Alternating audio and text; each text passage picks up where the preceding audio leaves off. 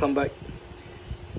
So today I'm gonna talk about some of the board games that I ordered, or maybe some of them I ordered much earlier, but anyway they arrived in the period of April to May.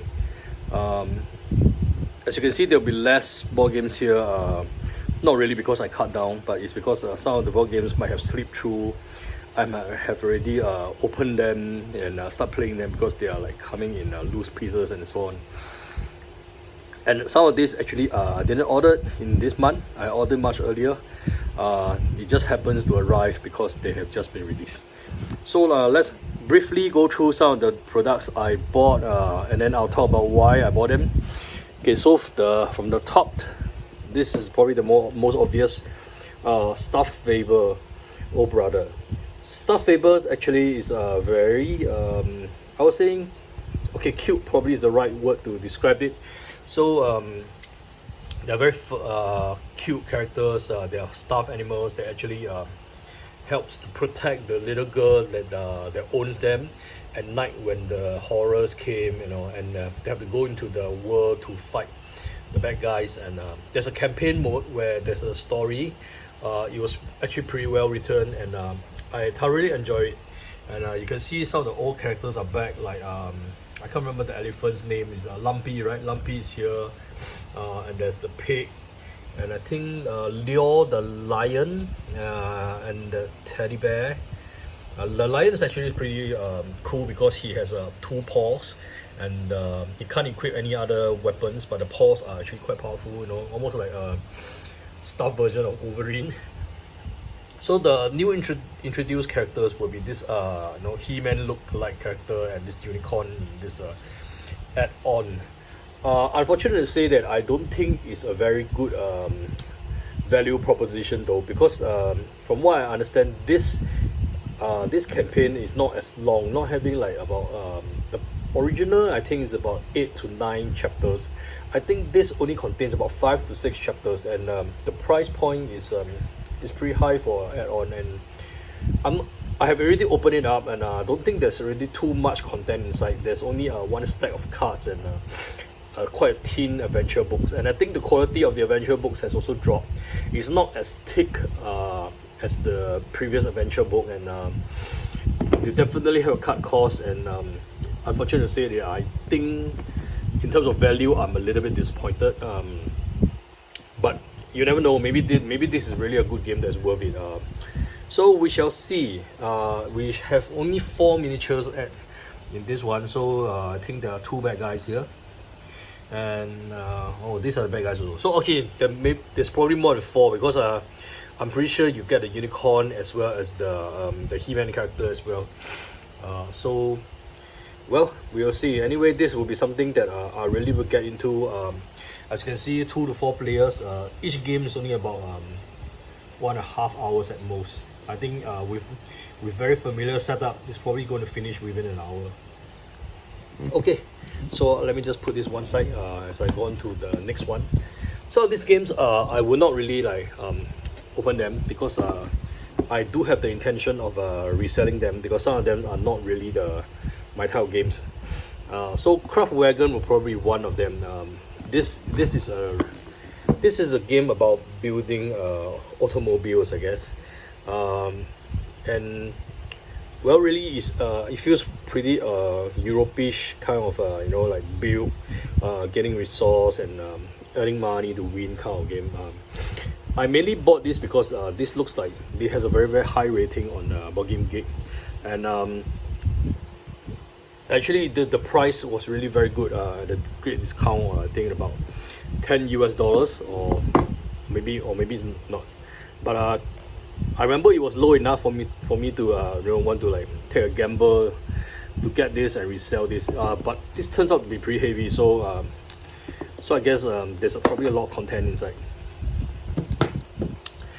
Okay, the next First Martian is the one that I will open this and I will play this, because this is actually a narrative story about terraforming Mars. Okay, it's got nothing to do with that game, but it's about the there's actually two big campaigns inside where you have to explore, maintain, research, survive.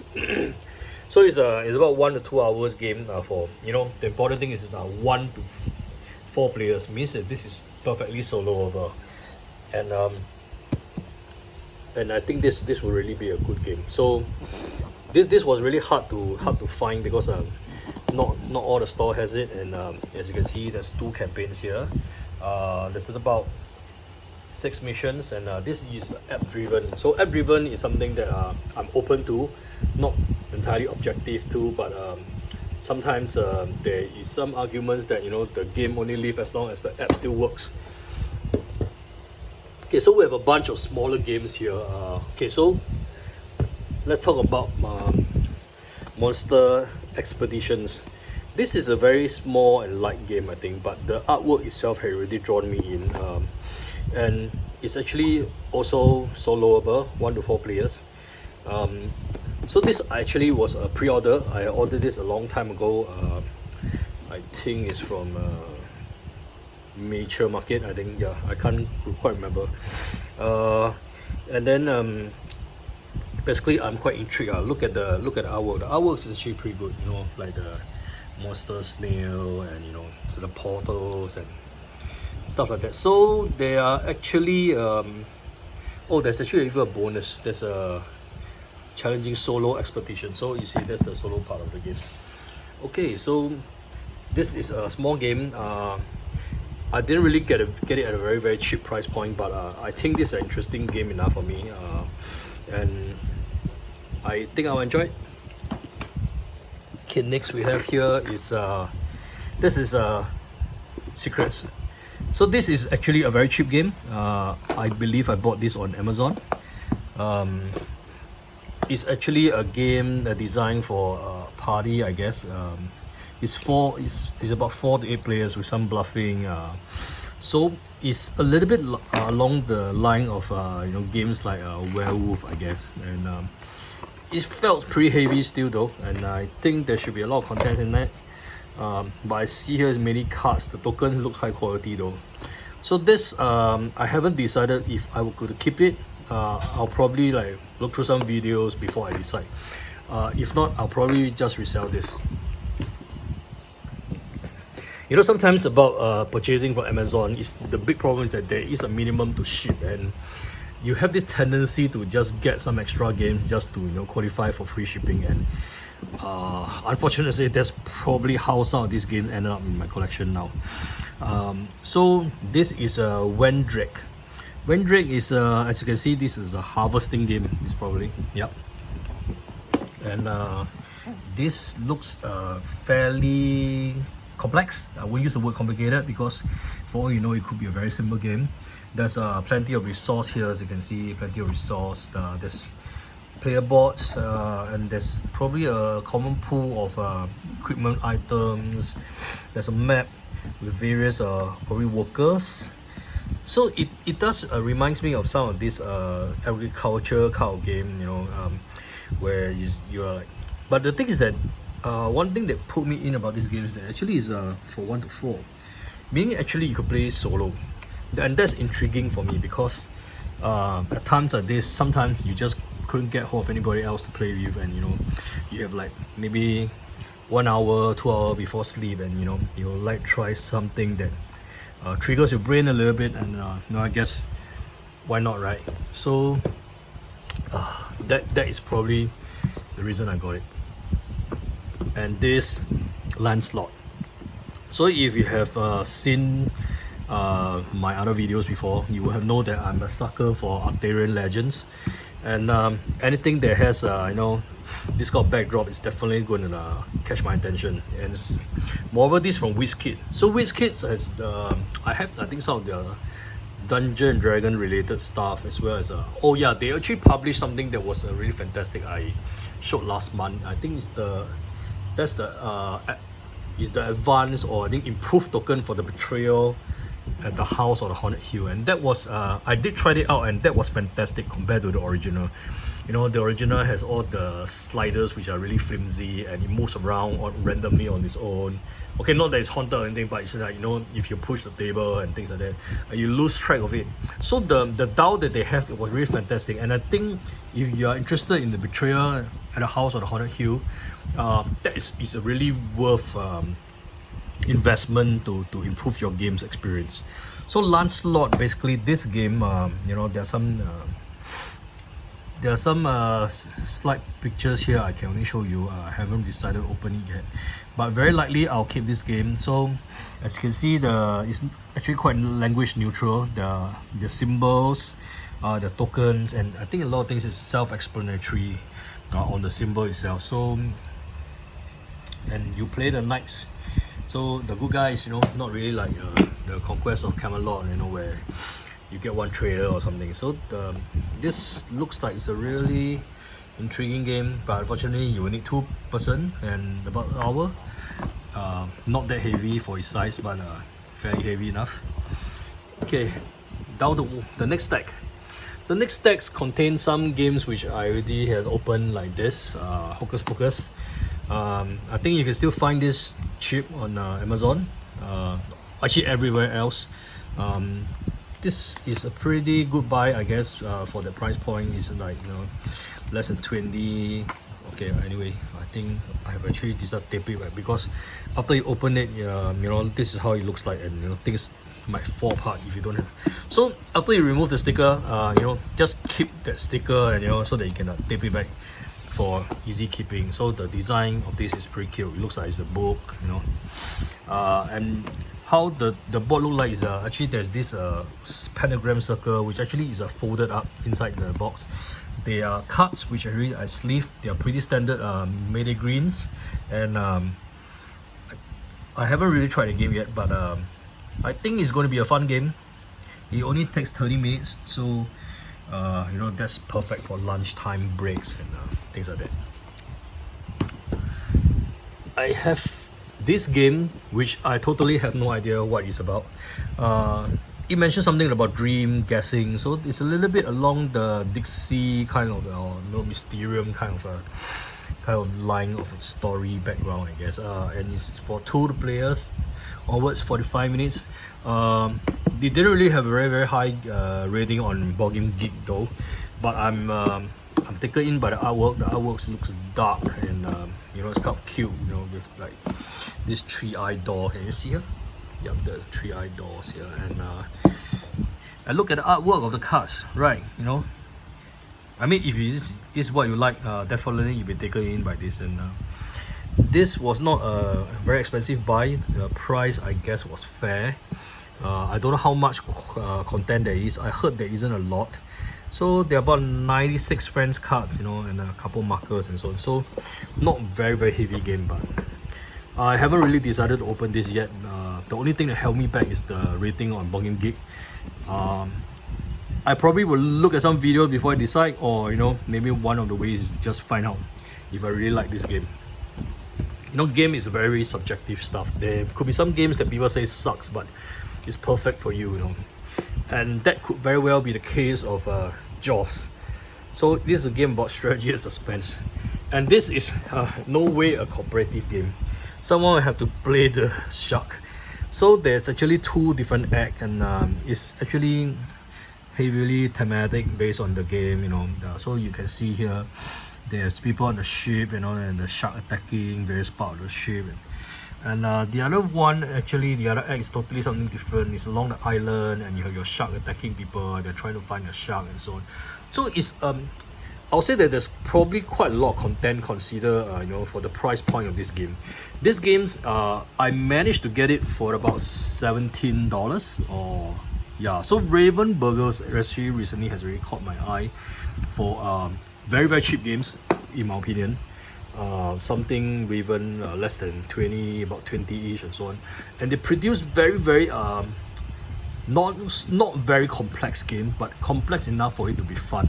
So I think they are behind like the games like Horrified. Horrified is actually a very good good and fun game. It's like it's a very simple version of Arkham Horror where you can like just bash it out with 30 minutes to 1 hour.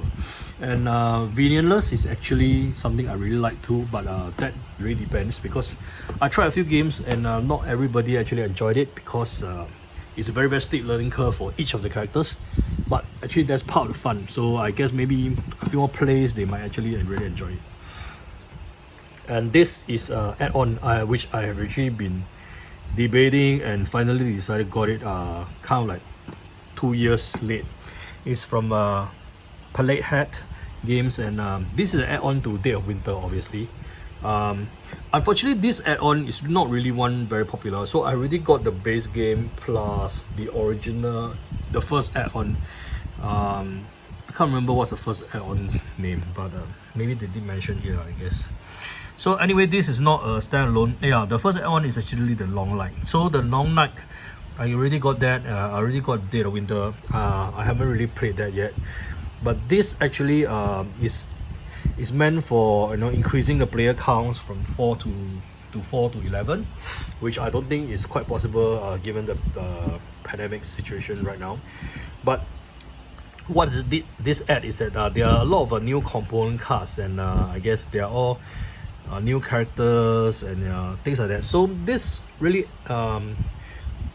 even just on this, it adds some variety to the gameplay even for 2 to 4 players. So I basically got that because of this. And if you read the comments in BGG, there are people asking about whether is it worth it just to get the additional content. So I guess most of the replies is that it's positive, and this game used to cost about $40 to $50.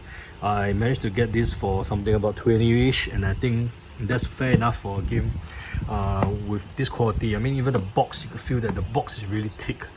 I'm not sure where you can tell, you see, and very high quality. So yeah, okay, but make sure you get the original, because I did heard that Dead of Winter has some rampant bootleg version which actually are really crappy. But I will buy stuff from Amazon and things like that. So okay, not that I'm saying that there's no bootleg on Amazon, but if anything happens and I feel that this is not the real thing, I could always check and return it. So do buy from respectable stores. That's one thing I would advise. And this game, okay, Petra from Renegade Game Studio. I have absolutely no idea what this game is about. So this falls into the category of I just need another game to push it in so that I can get the free shipping category. And it looks like it's some sort of either trade or treasure hunting. I think it's treasure hunting. So there are like there's treasury cards, influence, villagers, so traders, camels. So I guess the backdrop is probably something along those desert, Middle Eastern kind of trade, and probably trying to, there's some objective to gain influence, treasures and things like that. And so I basically have not much idea about this game. It's one of those filler games which actually I would imagine it doesn't really cost a lot, because I probably would have choose a very expensive game to get free shipping unless I'm confident about the game.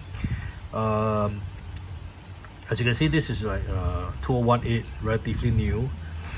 And oh, this is something cool that I think is a nice thing to have, some way for you to validate the authenticity of the game. Anyway, this is fairly heavy. I guess there's a lot of tokens inside given from the backdrop, and it's probably going to be sold if I couldn't decide to keep it. So that concludes this month for April and May. I probably will have more games coming in May, but that would depend. Yes, I remember what I probably have missed out from this list. So I missed out two individual scenario packs from the Arkham Horror, the Innsmouth Conspiracy. So it is scenario 4 and 5, which actually has been released for a while. I've been holding it back because I wanted to consolidate for free shipping.